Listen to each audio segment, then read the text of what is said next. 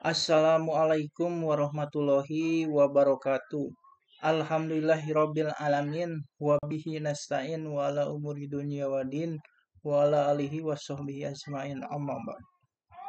Teman-teman kelas 2A magang yang saya hormati dan saya banggakan, kita bertemu lagi di pertemuan online dalam mata kuliah pengantar ilmu perbankan syariah. Saya di sini akan langsung saja ke materi mengenai akad-akad dalam bank syariah. Akad-akad dalam bank syariah. Teman-teman pasti pernah mendengar gitu ya akad di dalam hal perbankan maupun dalam akad dan lain-lain sebagainya. Pernah dengar kata akad ya? Di sini saya akan menjelaskan tentang akad syariah merupakan perjanjian atau kontrak antara dua pihak atau lebih dalam dua bisnis atau transaksi yang diatur oleh prinsip-prinsip syariah Islam. Akad ini memastikan bahwa transaksi dilakukan dengan jujur, adil, dan tidak melanggar nilai-nilai agama.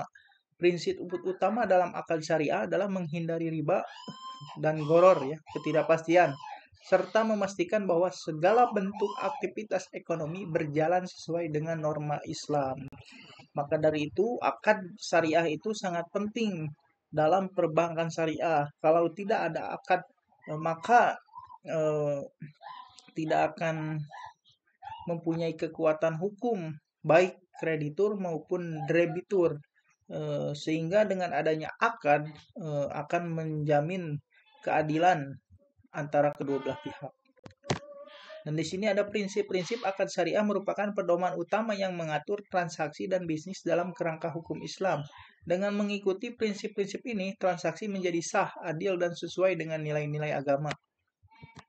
Nah, di sini ada penjelasan lebih mendalam tentang prinsip-prinsip tersebut. Yang pertama itu keabsahan akad dalam hukum Islam, kemudian transparansi dan keterbukaan, keadilan dan keseimbangan, kemudian melarang adanya riba, prinsip berbagi risiko. Nah, di sini adalah prinsip-prinsip dalam akad ya. Jadi sangat penting bahwa akad itu dalam perbankan. Di sini juga ada beberapa jenis akad bank syariah memiliki karakteristik dan tujuannya masing-masing. Akad bank syariah secara garis besar dapat dibagi menjadi dua.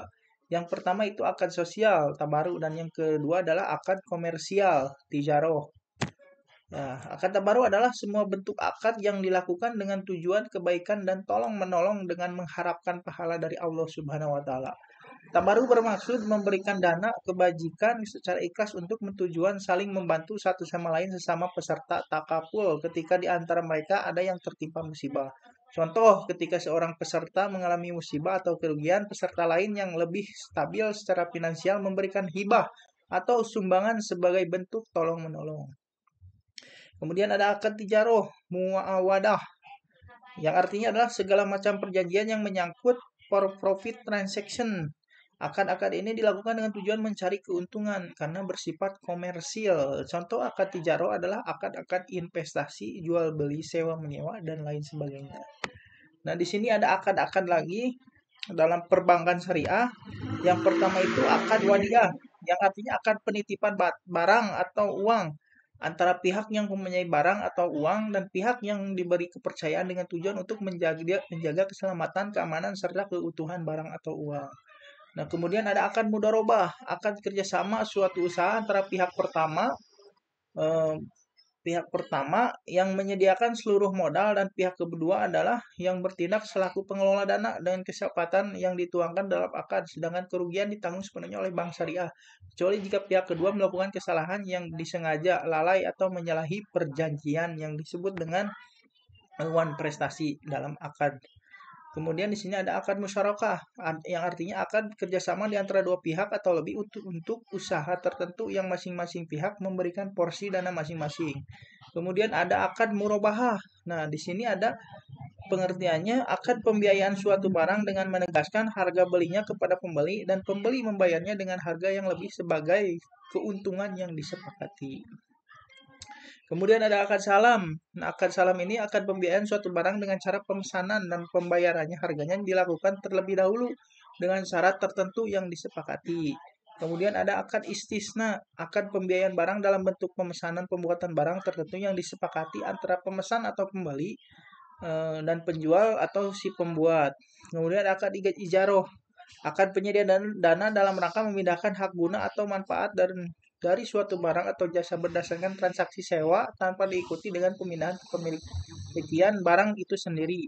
Kemudian ijaroh mustahiyah bitamlik, yang artinya adalah akad penyediaan dana dalam rangka memindahkan hak guna atau manfaat dari suatu barang atau jasa berdasarkan transaksi sewa dengan opsi pemindahan kepemilikan barang. Kemudian yang terakhir ada akad qard, akad pinjaman dana kepada nasabah dengan ketentuan bahwa nasabah wajib mengembalikan dana yang diterimanya pada waktu yang telah disepakati. Nah, teman-teman, yang dapat saya sampaikan sekian mengenai akad-akad dalam perbankan syariah. Semoga teman-teman khusus untuk kelas 2A magang dapat memahami materi ini. Nanti untuk selanjutnya di pertemuan offline kita diskusi kembali mengenai mata kuliah pengantar ilmu perbankan syariah. Setidaknya teman-teman dapat memahami apa itu akad syariah, akad-akad dalam perbankan syariah, kemudian jenis-jenisnya, dan akad-akad itu ada beberapa macam. Nah, teman-teman mohon dipelajari lagi, dan gambarannya seperti itu. Sekian yang dapat saya sampaikan. Mohon maaf bila ada kekurangan dalam hal penyampaian video ini atau